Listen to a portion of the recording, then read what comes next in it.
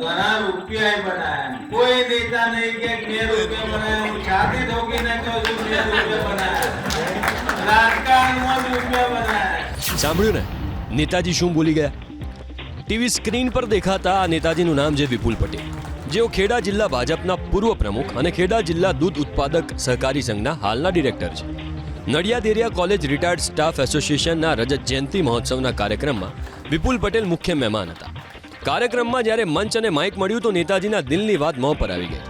વિપુલ પટેલે સ્ટેજ પરથી એવું તો નિવેદન આપી દીધું કે રાજકારણની પ્રામાણિકતા અને નૈતિકતા અંગે સવાલો ઉઠ્યા.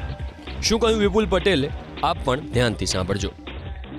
સારામાં સારો ધંધો કર્યો, સારો મોભોદાર હોદ્દો મળ્યો, ઘણા રૂપિયા બનાયા, કોઈ નેતા નહીં કે 2 રૂપિયા બનાયા, હું છાતી ઠોકીને કહું છું 2 રૂપિયા બનાયા, રાજકારણમાં રૂપિયા બનાયા.